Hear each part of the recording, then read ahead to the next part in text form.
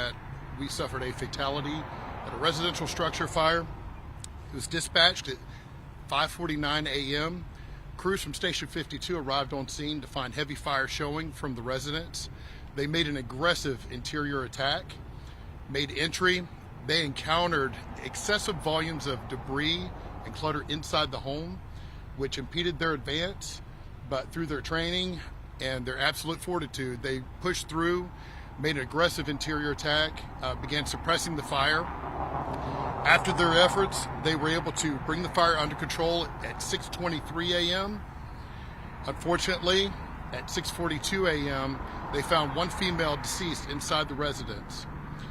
The cause of the fire is unknown at this time. It is under the investigation of the Bureau of Fire, Arson, Explosive Investigations with the state of Florida, and they also work in concert with the Jacksonville Sheriff's Office to make notification of next of kin. Any further comment will be relayed through the Bureau of Fire, Arson, Explosive Investigation, and the cause will be determined by them at a time to be determined. Are there any questions? Can you come up with a little bit so we get to? We understand that the homicide investigation team with JSO has been sent out here. Do we think this is potentially a homicide?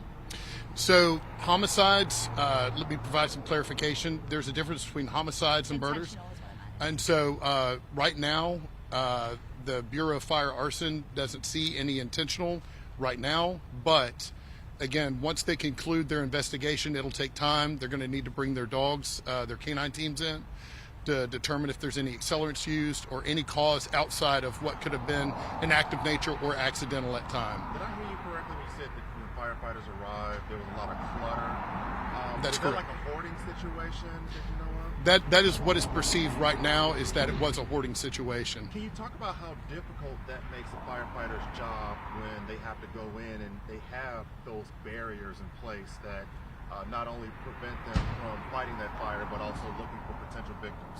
I can speak to personal experience about that. I've encountered that several times throughout my career. It does create a barrier and it does impede our progress and our advance, but we do train to work aggressively to make those interior attacks. Sometimes there's a large amount of furniture, volume, boxes, and things that we have to move out of the way, but in no way, shape, or form does it completely stop us from doing our job. Our men and women will stop at nothing to come save you. And I guess it's even more difficult because when you guys went in, it was already nighttime, so not only do you have the barriers, but I take it you've also got the lack of lighting? Correct. High heat, heavy smoke, large combustible materials give off that smoke. So dealing with the smoke with no lights, high heat, it is very difficult, but again, our men and women will stop at nothing to come get you. And I know it's still early in the investigation. However, did you guys see any cigarette butts? Do you feel like smoking could have probably had any cause to the fire? That always could be a potential cause of fire, but given the fact that we're operational personnel and not trained as arson investigators, we leave all of that speculation and determination, absolute cause, up to the BFAEI. And I understand it's still early, but is it safe to say that the deceased was elderly? I cannot specify that at this time, pending notification next to kin. Were there any signs because of the cold weather that it could be related to AC or anything like that? That's always a potential, given our cold weather. Of course, we did dip down to freezing temperatures last night, so that always is potentially a cause. However, we just like to remind people that whenever it is cold outside, to give adequate spacing to your space heaters, not to put them next to any couches, bedding, or anything combustible. Could go with boxes or nightstands, table stands.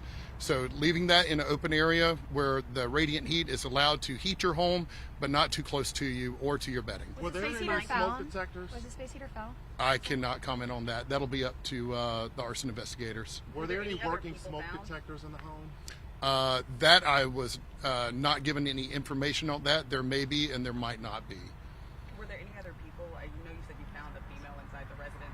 Was anybody else that was in the residence that maybe got out? Not to any information that I was given, no ma'am. And no What about pets or pets? animals or anything like that? No pets or animals that I was made aware of. Any fire personnel injured or had to be taken? No JFRD firefighter personnel were injured during this fire. Is it safe to say, though, too, whenever we get temperatures like this, especially overnight temperatures that dip down into the 20s and the 30s, the likelihood of you guys being called to a house fire tends to go up? Nationwide, that does seem to be the tendency. So we always remind people again to have those working smoke detectors to make sure that you do establish an escape plan, that you know immediately. You wake up in the middle of the night, you do smell smoke or see smoke, be able to have an escape plan. Know that, if there's an adjacent window that you can egress out of that window, or if there's an immediate door that leads to the outside, to know that you can go outside. Do you know what part of the house the body was found in? No, ma'am. That'll be up to the Bureau of Fire Arson to give you that determination. Have they been able to even identify this woman as of yet? That's up to JSO Homicide and BFAEI. And just to confirm, the person was dead when you found them, right? Like they were dead. It was a body you guys found. They weren't alive when you found them. That's correct. They were deceased upon the crews locating the victim. And I know you said that the fire, what caused the fire is still under investigation, but is there any way of determining earlier on what part of the house the fire may have originated? That's always determined by the arson investigators. There can always be speculation, but the only definitive information that we can give is absolutely by the law enforcement agency investigating the fire. And how long did it take to finally get the blaze out? It was dispatched at 5:49 a.m. So given the fact that it was early in the morning, there is pre-burn time and discovery time of when somebody actually located and discovered the fire, but it was brought under control at 6:23 a.m. Who called 911? That information wasn't made available to me. Were there any threats to any neighboring homes at the time? There were exposures given the fact that it was a trailer park, but again, our men and women were very aggressive in making an interior attack and keeping the fire from spreading. So it's safe to say it started inside. Safe to say.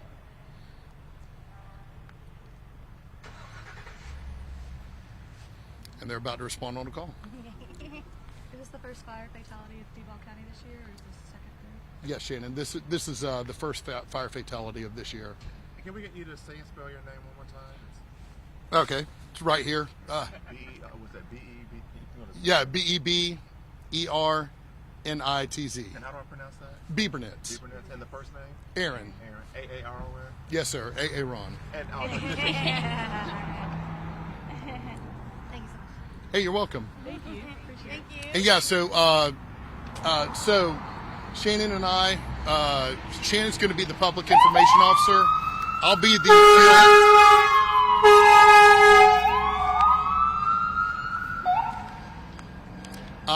so Shannon's still the public information officer. I'll be the field public information officer.